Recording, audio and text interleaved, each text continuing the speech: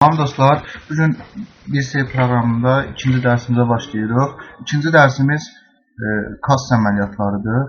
Kassa məxaric, kassa mədaxil orderlərinin US proqramında yazılması. İlk öncə bilirik ki, kassa əməliyyatları 50 nömrəli hesabda aparılır. Biz hesablar planına baxsaq, operasiya, plan şotu, buxalterskiy şotu.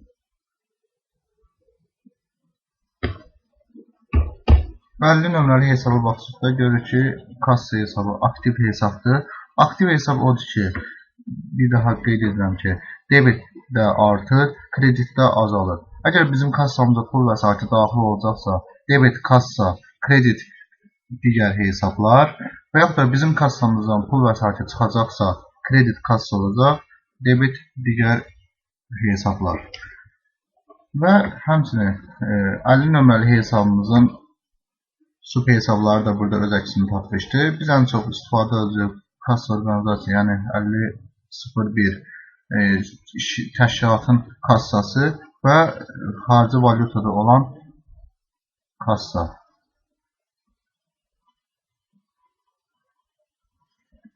İlk öncə biz nə edirik? Biz proqramda kassaları açmaq lazımdır. Yəni AZN kassası, xarici valyutada olan kassalar. Bunun üçün biz deməli, qeyd etmişdik ki, keçən dərsimizdə hər hansı bir adı açmaq üçün Spravosniki menyusundan istifadə edəcəyik. Spravosniki, denizin sredstva, kassa. Və biz kassamızı əlavə edəcəyik bura. Şirkətimizin adını qeyd edirik. Kassamızın adı kassa AZN qeyd edək.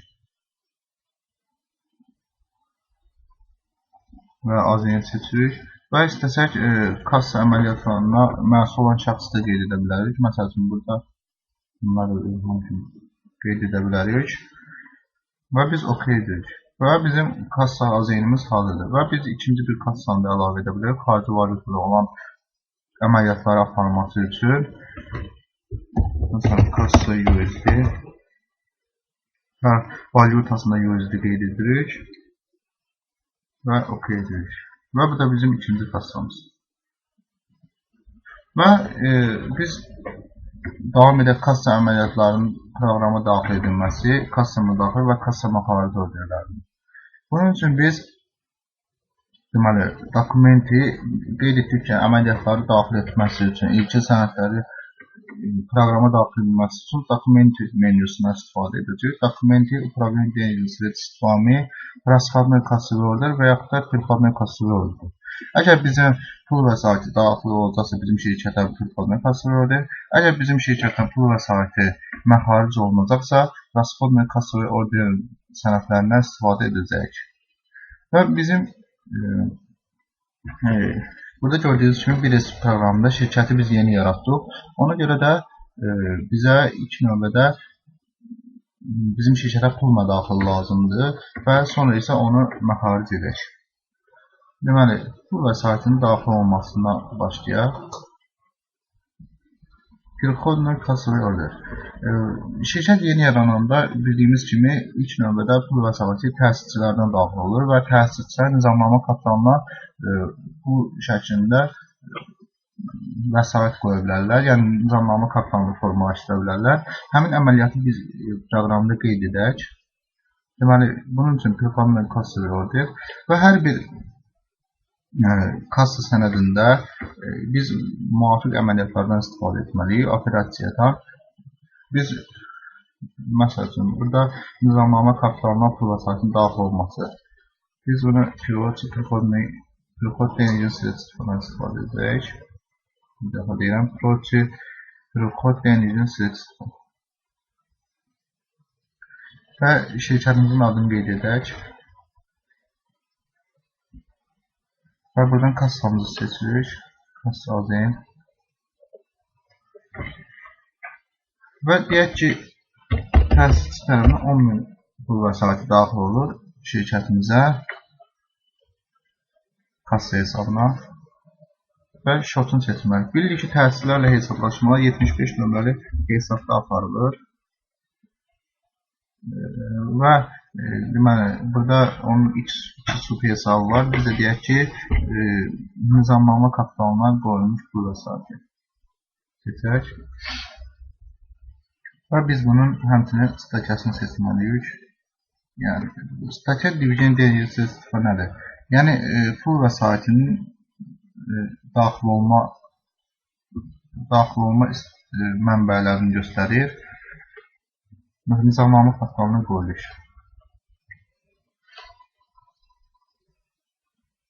Və həmçinin bunun kommentarısını qeyd etməliyik ki, açıqlamasını yazmalıyıq.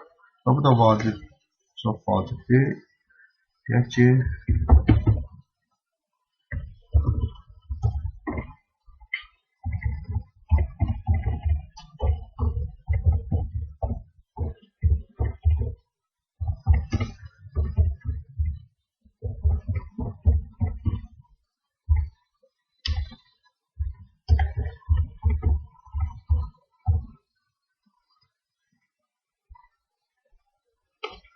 biz qeyd etdikdən sonra biz OK edəcək.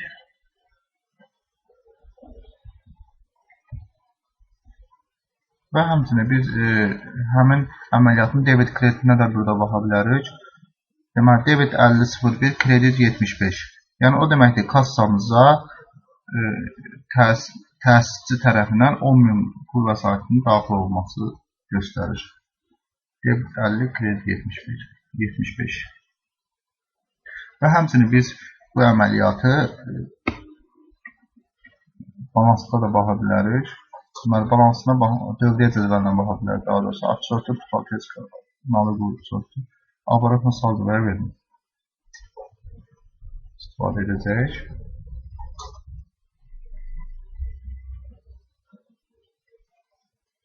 Və görürük ki, 50 nömrəli hesabımızda 10.000 manat, 75 nömrəli hesabımızda da kreditdə də 10.000 manat. Və dövriyyə cədvəlində 10.000 debit tərəfindən, 10.000 kredit tərəfindən. Yəni, kassamıza olan pul vəsaitinin mənbəyi təsis tərəfindən qoyulmuş pul vəsaitidir.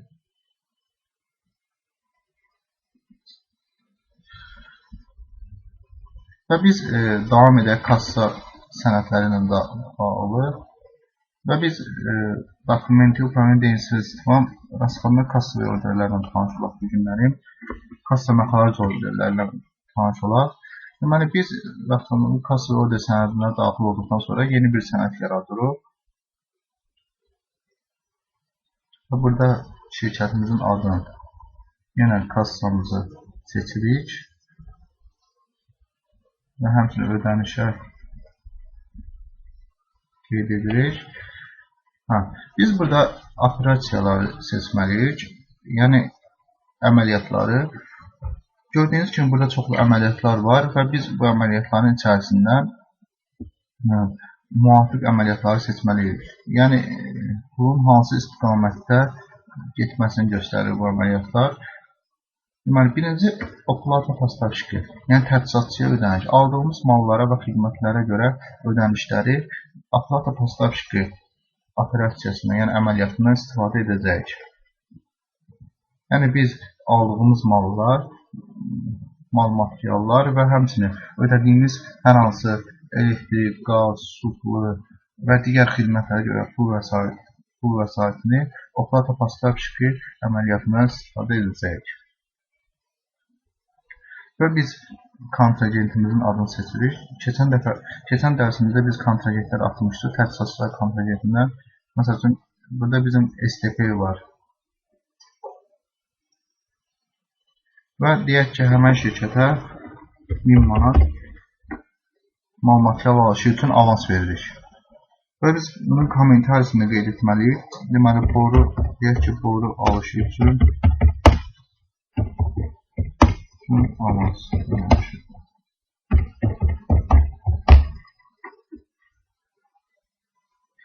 Və həmçinin pul vəsaitinin hərəkəti maddəsi də vacibdir, qeyd etdiyimiz kimi. Pul vəsaitinin hərəkəti maddəsi də mal material alışı üçün avans. Pul vəsaitinin hərəkəti maddəsi ona görə lazımdır ki, biz gələcəkdə xərcləri nağd pul vəsaitlərin hərəkəti hesabatında və yaxud da cash flow-da qruplaşdırmaq üçün bu mal-material bu vəsaitlərin hərəkəti maddələrindən istifadə edəcək. Yəni, həmin maddələr üzrə qruplaşacaq, yəni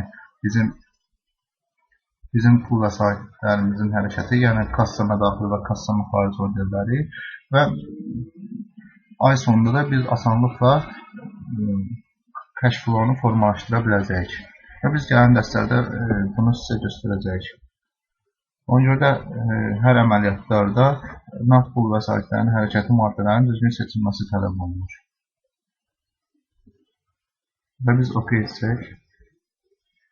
İndi bizim birinci kassama xaric orderimiz sənədi hazırdır və biz bunun debit kreditinə baxsaq görək ki, debit 61.01, kredit 50. Və 61 verilmiş avanslar hesabıdır. Biz buradan baxa bilərik. Verilmiş avanslar isə hesablaşmalar. Və əgər, məsələn, əslində bu biz birinci malı alsaydıq, sonra pulu ödəsəydik, bu debit 60, kredit 50 verəcəkdir. Amma biz avans şəklində pul vəsaiti veririk. Ona görə də debit 61, kredit 50. Çünki hələ malı almamışıq.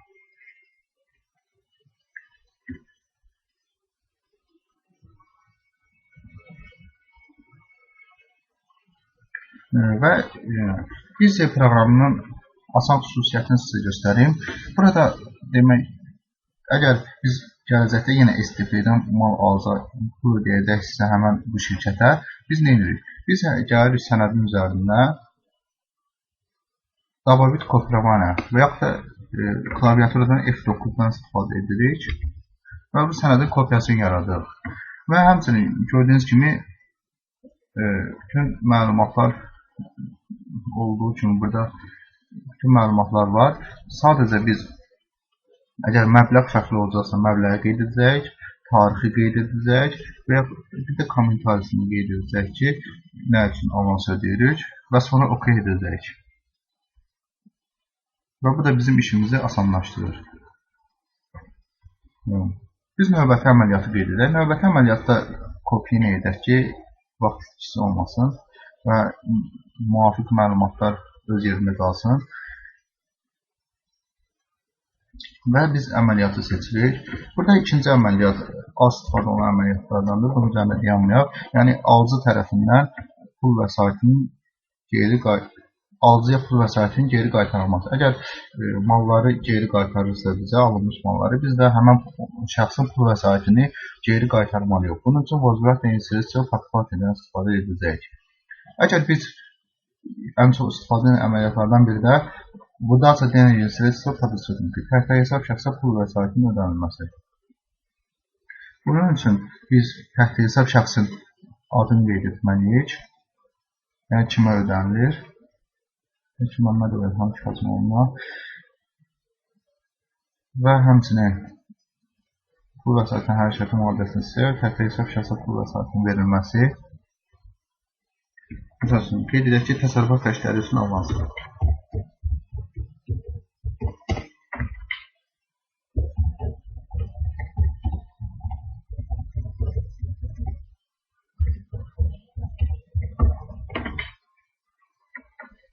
Deyək ki, 500 manat pul vəsaiti veririk həmən şəxsə.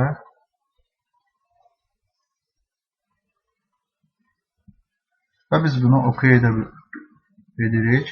Və debit kreditinə baxsaq, görək ki, debit 71, kredit 50. Yəni, kassamızda 5 manat azalma olur. Həmin pul vəsaiti də təhta hesab şəxslə hesablaşmalar hesabı olan 71 nömrəli hesabın debitinə daxil olur. Yəni, debit 71, kredit 50. Biz bu şotdan 71 nömrəli hesaba da baxa bilərik. Təhta hesab şəxsə pul vəsaitinin verilməsi.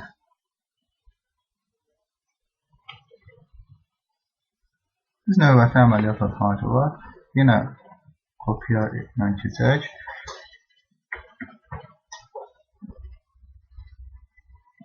Proçrat kontragentami.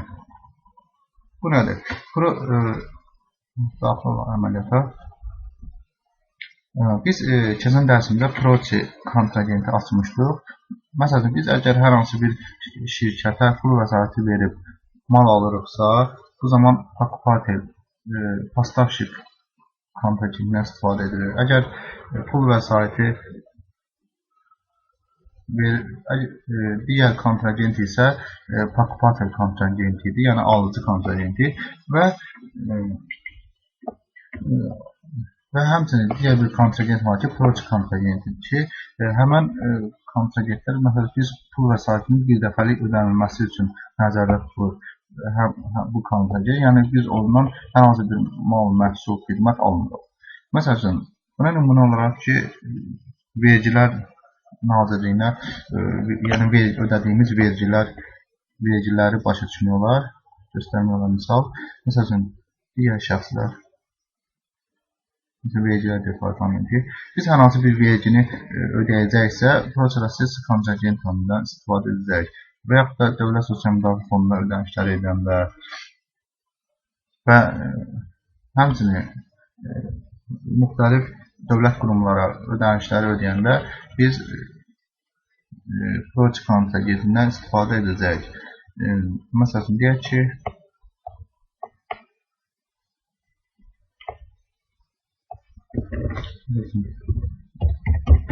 gəlir vergisi ödənişi yazaq.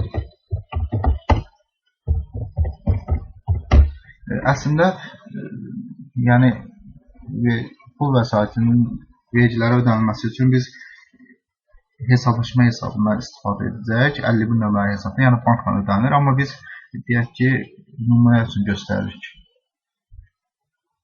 Kassadan ödənilməsinə bağlı. Məsələn, burada qeyd edə bilər ki, vergi ödənişi.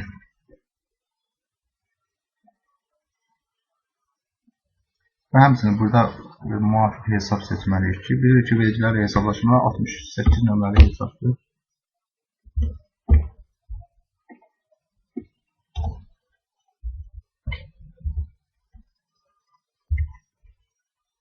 68 nömrəli hesabda naloq na doxodi fiziki, yəni fiziki şəxslərə görə gəlir vergisi. Sübut hesabından istifadə edəcək.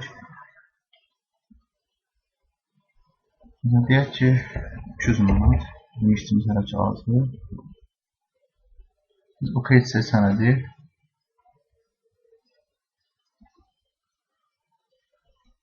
debit kreditinə baxsaq görək ki, debit 68, kredit 50 provodkası verir. Və biz növbəti əməliyyatdan istifadə edək. Yenə kopyalamayı deyək. Növbəti əməliyyat выплата заработной платы по ведомству. Yəni vedomство əsasən əmək haqqının ödənilməsidir. Bilirik ki, yəni işçilərin əmək haqqısı ödənilməmişdən vedomstvo tutulur. Həmin vedomstoda işçilərin adları və alacaqları əmək haqqı öz əksini tapır. Və əgər biz həmin vedomstvo əsasən verdikdə выплата заработной платы по ведомству əməliyyatından istifadə edəcəyik. Bunun üçün nə edirik? İlk növbədə bizə vedomstvo lazımdır. Bunun üçün dokumenti Proces оплаты по организациям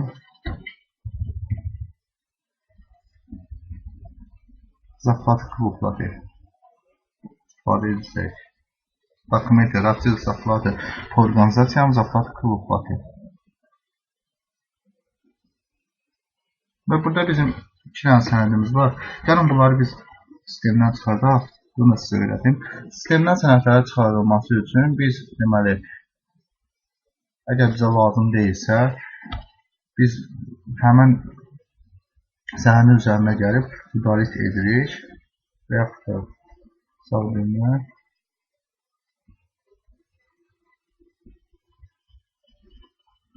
udalit установить пометки удаления. Və biz sonra bunları udalit etdikdən sonra bu proqramdan bu sənədlər çıxmır. Bunu təmiz proqramdan çıxartmaq üçün gəlir operasiya удаление пометных obyektov düyməsindən istifadə edirik. Sonra kontrol və udalit. Gördüyünüz kimi bu sənədlər artıq sistemdən çıxarıldı. Və biz yeni Redmus daxil etməsi üçün Dabavit istifadə edəcək. Dabavit edəcək.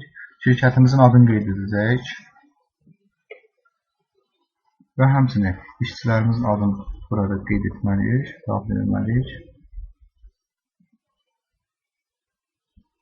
Dabavit. Və bizim hələ ki 2 işçimiz var. Biz gələcəkdə əmək haqqının hesablanmasının dərslərini keçəndə daha geniş bunları sizə izah edəcəyik. Hal-hazırda isə biz Redmus tuturuq. Deyək ki, hər bir işçiyə 200 manat avans şəklində pul vəsait verir.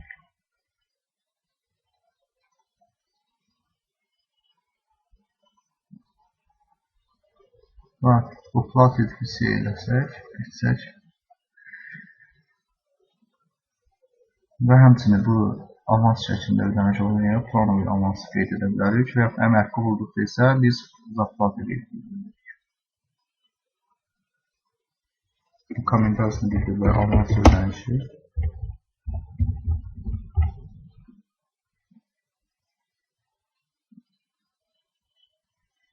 Və bunları qeyd etdikdən sonra biz oxuyuruq sənədi və gəlirik kassamıza. Və rastlanan kassavi orderdən biz həmən kassa məxaric orderini həmən Redmusda bağlamalıyıq. Bunun üçün Dabavit edəcək. Gördüyünüz ki, Redmus gəlir. Redmusdan da həmən qeyd etdiyimiz Redmusu seçdikdə bu zaman həmən məbləğ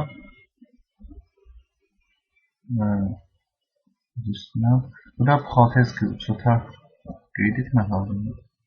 Dabavit yəni qeyd etdiyimiz həmən sənədi seçdikdə gördüyünüz kimi 400 manat avtomatik olaraq düşür kassa məxaric orderinə. Və həmçinin statyasını qeyd etməliyik ki, əmək haqqı ödənişi. Kommentasiyasını deyilmək ki, əmək haqqı ödənişi üçün alınır.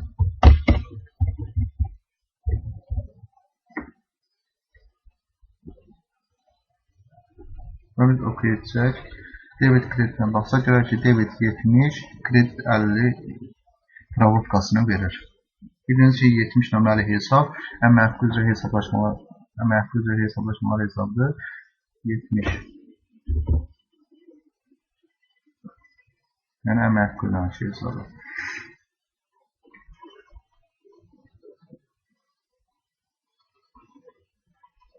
Biz növbəti əməliyyatdan istifadə edəcək. Yenə biz Dabavit Katravaniyadan istifadə edəcəyik. Görək ki, Расчет по кредиту из займов с работником. Yəni işçiyə borc vəsaitinin verilməsi. Bunun üçün bu əməliyyatı seçdikdən sonra biz işçi ilə borc müqaviləsi açmalıyıq həmin proqramda.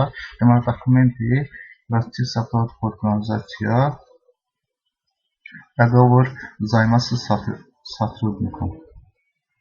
Bu menüdən istifadə edəcəyik.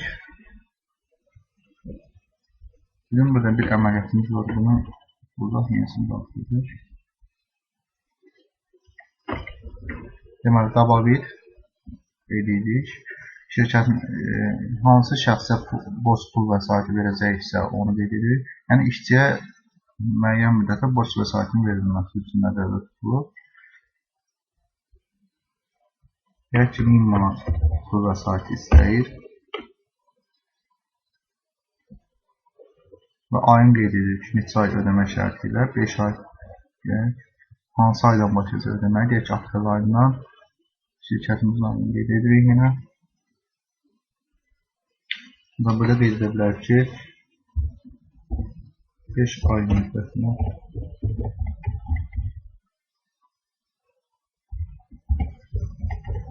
hər ay 200 manat.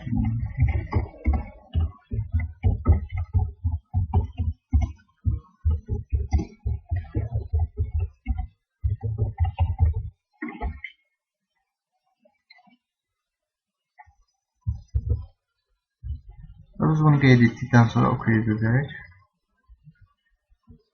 Və yenə daxil oluruq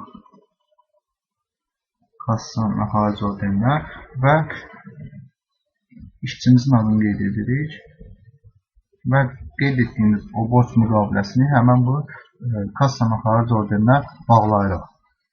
Yəni, avtomatik olaraq gələcək. Və gördüyünüz kimi məbləğ də gəlir. Stəkəsini qeyd edək ki, əmək haqqı ödənişi və kommentarısını qeyd edək ki, hər ay 5 ay müddətinə hər ay 200 manat ödənməklə borc vəsaiti verilir. Və biz bu sənədi OK etsək,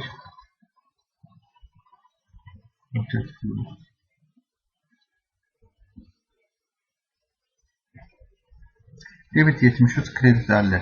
Yəni işçilərə borc pul vəsaitinin verilməsi 73 nömrəli hesabda aparılır. 7301, yəni işçiyə borc vəsaitinin verilməsi. 7301, aktiv hesabda gördüyünüz kimi. 7301, amma 73 nömrəli hesab isə aktiv və pasiv hesab. Yəni işçinin bizə borcu olar və ya da bizim işçiyə borcumuz ola bilər.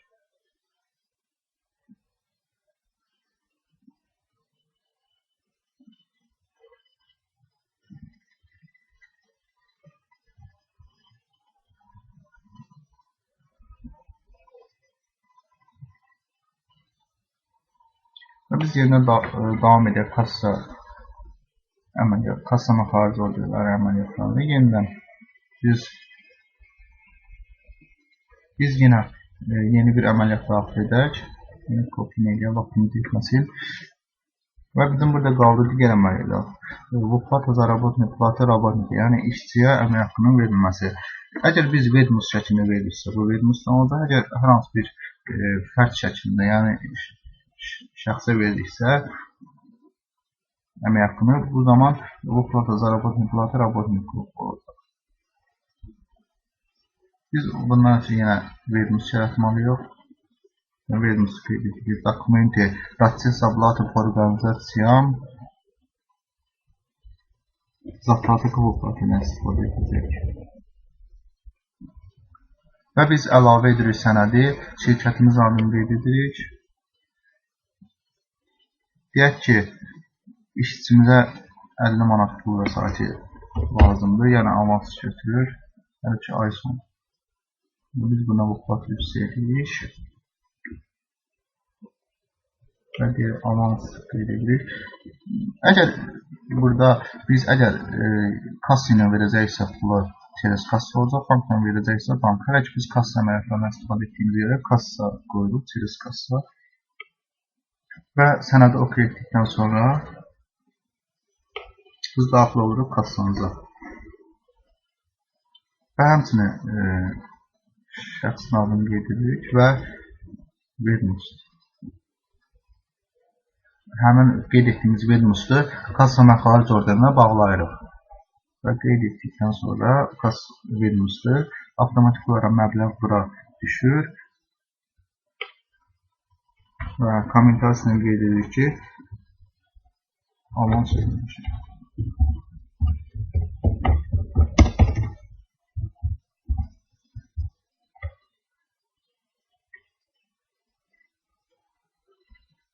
Sənəd OK edirik. Və həmən sənədin debit kreditinə baxsaq, debit 70, kredit 50. Və biz növbəti əməliyyatı qeyd edirik. Uznat наличными bu bankı. Yəni, bu nə zaman istifadə edilir? Əgər biz kassamızdan hesablaşma hesabımıza pul vəsaiti qoyduqda, bu zaman bu əməliyyatlardan istifadə edəcək. Yəni, bizim bildiyimiz kimi kassamız həm şirkətin daxilində olan kassadan ibarətdir, həm də ki, pul vəsaitimiz bankda olan hesablaşma hesabında saxlanılır və şirkətin bankda açdığı hesabda hesablaşma hesabı adlanır. Hesablaşma hesabı bildiyimiz kimi 51 nömrəli hesabdır və kassadan həmin hesaba pul vəsaiti qoyduqda, deməli, biz operasiyadan Vznос Narisinin bu bankından istifadə edəcək. Və deyək ki, biz 2000 manat pul vəsaiti qoyuruq bank hesabımıza. Bu zaman bankımızın hesabını seçirik. Məsəl üçün, deyək ki, bizim bankımız A bankının mərkəzi filialı cari hesabındadır. A bankının mərkəzi filialı.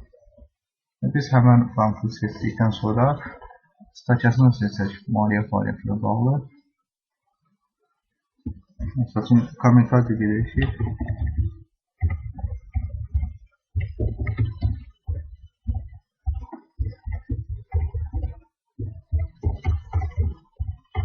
hesablaşma hesabına vəsait qoyuluşur. Biz sənədi oxuya edirik və debit kreditinə baxsaq görək ki, Pravodka debit 51, kredit 51. Yəni hesablaşma hesabının debiti kassamızın krediti. Yəni kassamızda 2000 azalır, hesablaşma hesabına daxil olur. Yəni hesablaşma hesabımızda artma olur, kassa hesabında isə azalma olur. Və biz növbəti əməliyyatı istifadə edək. Məsələn, burada az istifadə olunan əməliyyatlardır bunlar. İşçiyə, deməli, kontragentə borc pul vəsaitinin verilməsi, yəni bunlardan istifadə olunur və bunların üzərində dayanmayaq. Və burada ancaq proçi, rasxod dəyişisi istifadə oluna bilər.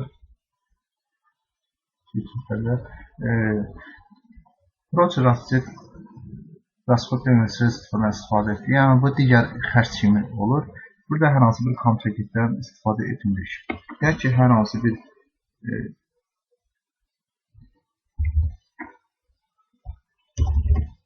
kiçik məbləğ ödəyirik və ödədiyimiz kontragentin adını bilmirik.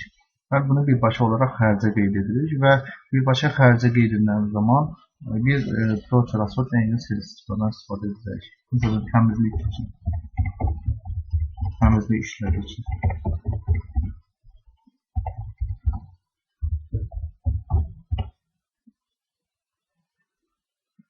Və statiyasını qeyd edəcəyik, digər xərclər və hesabını da seçə bilərik, müvafiq hesab.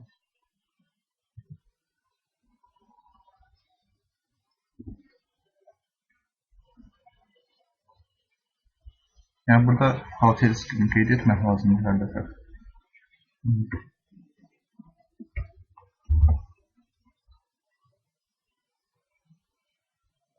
Bizdə proçi, rasxodi 9102 nömrə hesabdır bizim proqramda.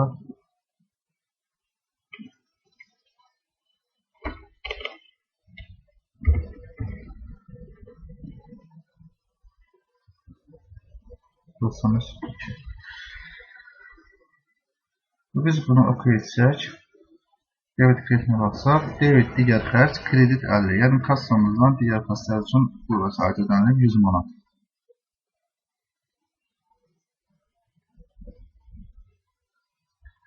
Və kassa məxarici orderləri gördüyünüz kimi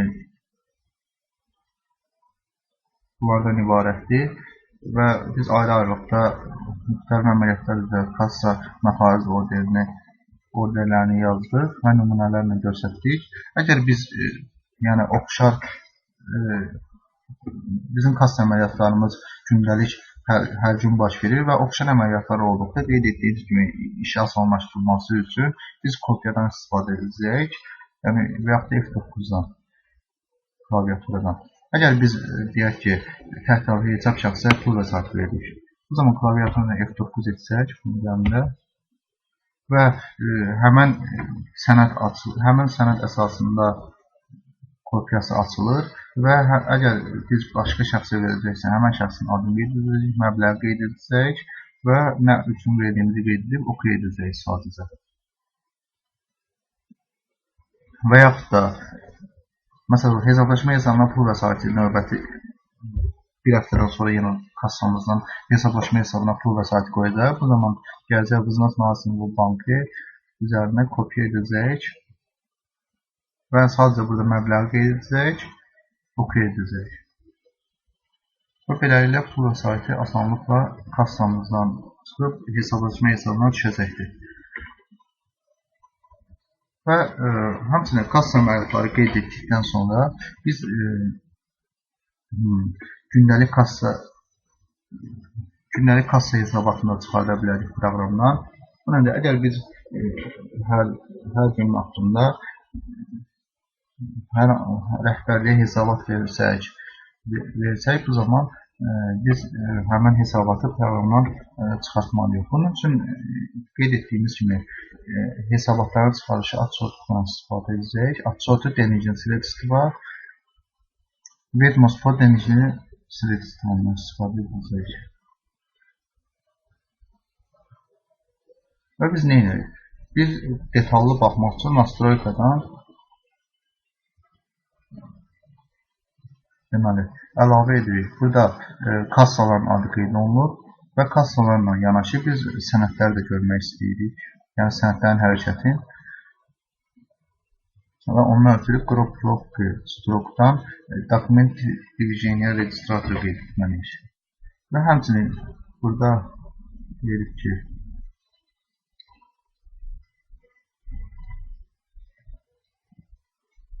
burada naçalnik astator, prixod, rasxod kanal. Yəni ilkin qalıq, prixod, rasxod və son qalığı göstərsin. Başqa məlumatlar lazım deyil bizə. Və bir də biz əlavə sütun qeyd edə bilərik ki, kommentarini və ödəyicini göstərsin. Bunun üçün nə edirik? Burada aşağıda расширение настройка var. Buradan gəldik, расширение настройка, дополнительный polya. Yəni əlavə sütunun əlavə edilməsi. Biz yenə davam edirik buradan. Və burada Document Division Registrator'dan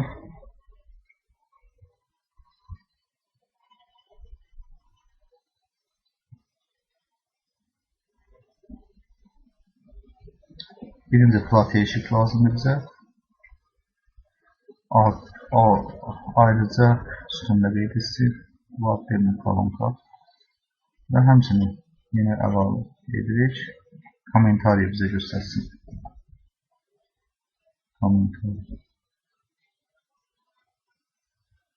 Bunda ayrıca bir sütunda qeyd. Ayrıca bir sütunda göstərsin. Və biz istifadə etsək, görək ki, kassa hesabatı avtomatikdir. Biz bura deməli günlərə uyğun olaraq günləri də qeyd edirik. Məsəl üçün deyək ki, 24.03.2016. Yəni bu gün istəyirik. Yaxud da biz aylıq istəsək, aylıq kassa hesabatını götürsək, bu zaman biz buradan sadəcə yəni mesaj ayı götürürük. Mart ayı ki göstərsin. Bu qeydcək, görürsünüz ki, ayın 1-dən 31-nə qədər olan əməliyyatı göstərir. Bizim əməliyyatımız olmadığına görə sadəcə gördüyünüz kimi 24-də olan əməliyyatları göstərir. Və həmçinin burada quotation, yəni ödəyicilər öz əksini tapır. Kimə ödəmişik pul vəsaitini.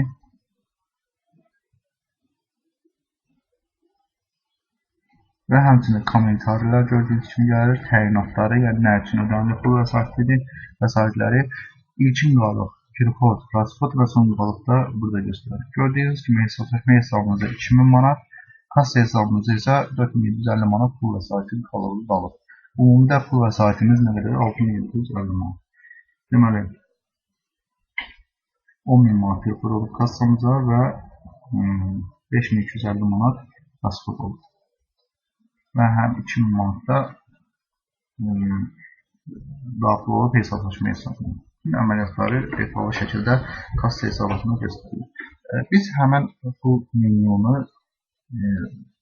yadda saxlamaq üçün, yəni hər dəfə biz nastroykasının qurulmaması üçün biz nə edirik? Biz daxil oluruq, deməli, saxlanit nastroyka. Yəni bu nastroykanı yadda saxlasın. Və biz əlavə edirik ki, kassa.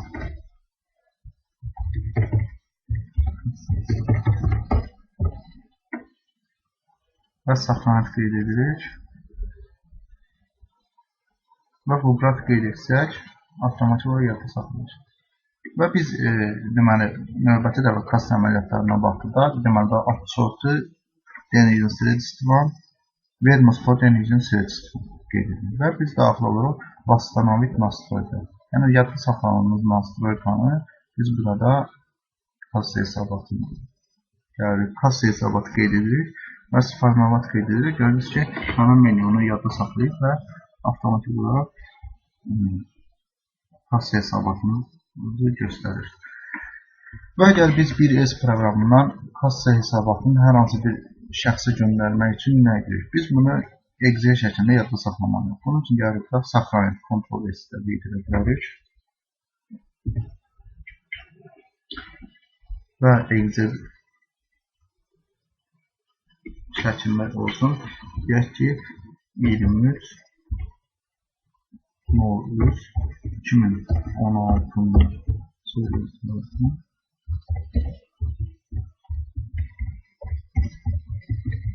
Kasılı bakış.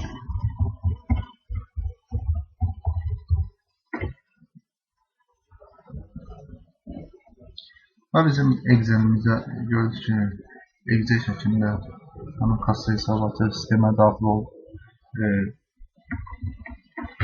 sistemdən çıxartdıq həmin bu kassa hesabatını. Biz bunu müəyyən düzəlişlər etdikdən sonra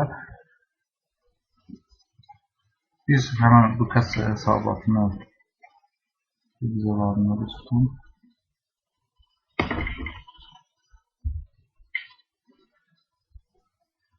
Qəfə qeyd edərək ki, 23 Novruz 2000.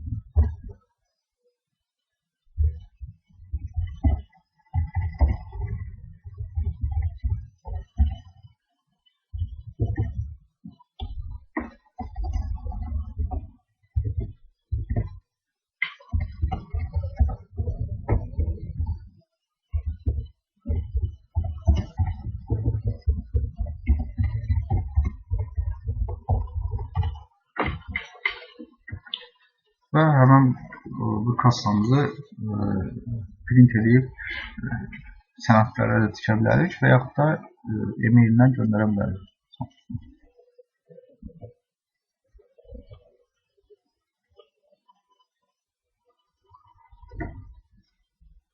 Və kassa məxaric orderlərin kassa hərəkətinə baxmağı da öyrəndik. Və biz dövriyyə cədvəlimizə də baxaq buradan. Demək, dövriyyə cədvəlimizə отчет, бухгалтерский учет, оборотно saldoya verilmişdir.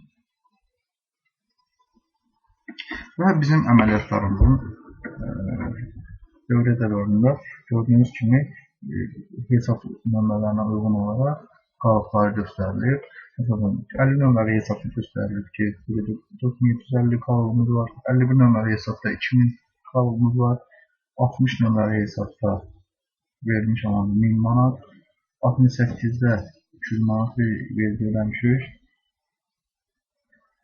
71-də təxti hesab şəxsdə 500 manat, 73-də 1000 manat, yəni borc vermişdik, 75 nömrəli hesabda, yəni təsisçilərə olan borc 10.000 manat, yəni təsis və həmçinin digər xərclərimiz isə 100 manat. Burada əməliyyatlı hesabı 450 manat gördüyünüz kimi mənfi göstərir. Çünki 70 nömrəli hesabın kredit qalığı olur. Amma bizdə hələ ki hesablama olmadığına görə debit qalığı vardır və ona əslində yəni verilmiş avans şəklində olduğuna görə debit tərəfində olmalıdır bu. Və əgər bu debit tərəfdə olsa, deməli yəni mənfidir. Mənfi o deməkdir ki, yəni kreditin mənfisi debit deməkdir. O zaman 1000 manat kredit, 1000 manat debit. Balansımız düzdür. Yəni pul vəsaitinin mənbəyi 1000 manat, 10.000 manat və həmçinin istifadə istiqamətləri də aktivlər üzrə, yəni debit qalığı üzrə 10.000 manat. Və gəlin dəstəmizə Bu deməli dövriyyə cədvəlinə balansın qurulmasını izah edəcəyik. Və deməli bugün nə etdik? Bugün biz 50 nömrəli hesabla tanış olduq və biz kassaların açılmasını öyrəndik. Sonra kassa məxaric orderlərini öyrəndik və həmçinin kassa hesabatlarına baxılması qaydası ilə tanış olduq və həmçinin menyumun qurulmasına və dövriyyə cədvəlinə baxmağı öyrəndik. Bugünkü dərsimiz bu qədər. Diqqətinizə görə çox sağ olun.